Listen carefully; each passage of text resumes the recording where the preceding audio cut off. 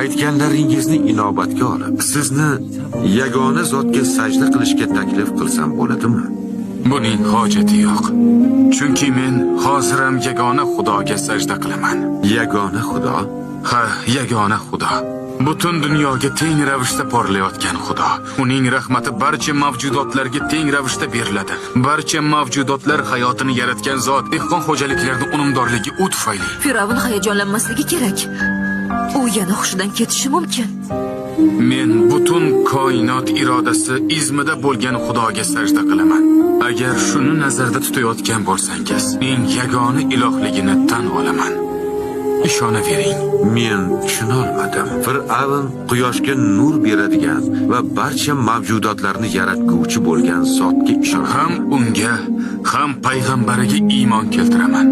Ertagayoq dinimni e'lon qilaman. Men bugundan boshlab yagona Xudoga sajda qilaman va ismimni Amenhotepdan Akhenatonga o'zgartiraman.